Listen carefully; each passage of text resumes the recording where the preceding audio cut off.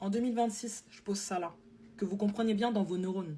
Être pro-noir, ça ne veut pas dire être anti-blanc. Parce qu'on sait que ce système a été établi d'une certaine manière qui fait que quand les gens disaient les blancs étaient meilleurs, etc., forcément, ils discréditaient les autres. Et c'est de là qu'on a créé les échelons avec le racisme. Chez les afro-descendants, quand on dit qu'on est fier d'être noir, que on veut parfois faire des choses pour nos communautés, etc., ça n'a rien à voir avec le fait de discréditer les autres.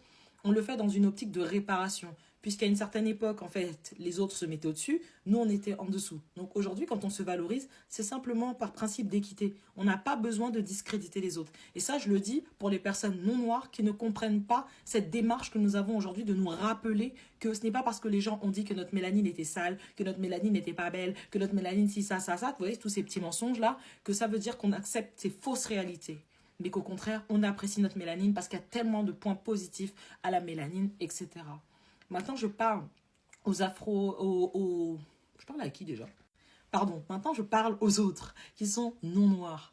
Arrêtez de vous sentir menacé à chaque fois qu'une personne noire se valorise. Parce que parfois, elle ne vous a même pas dans son équation. Elle est en train de parler pour elle. Elle est en train de parler pour sa guérison, pour se libérer des systèmes du passé, des systèmes coloniaux ou des systèmes qu'elle a hérités par sa famille, qui lui a toujours fait croire que oh, ta couleur de peau n'est pas assez bien, tes cheveux sont pas assez bien, ton comportement il n'est pas assez bien, etc.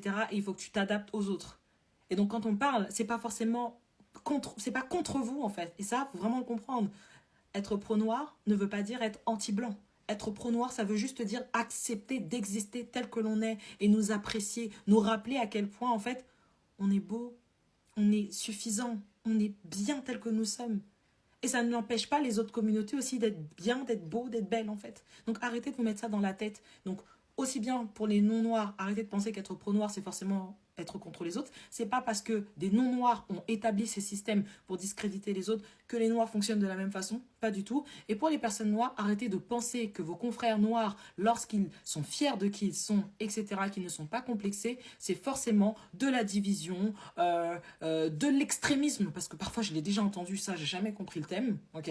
C'est simplement de la réparation et de l'acceptation de nous-mêmes. Donc être pro-noir, c'est d'abord de l'acceptation et être réel sur cette société qui fait en sorte que parfois il y a des bâtons dans les roues. Et donc ce qu'on veut juste faire, c'est équilibrer de telle manière à ce qu'on puisse ouvrir des portes à certains dont la société n'ouvre pas des portes. C'est tout. Les autres sont là, c'est très bien. Mais nous aussi on est là, nous aussi on existe. Et ça ne nous empêche pas d'aimer les autres. Mais avant d'apprécier les autres, il faut qu'on apprenne à nous apprécier nous. Voilà, bisous.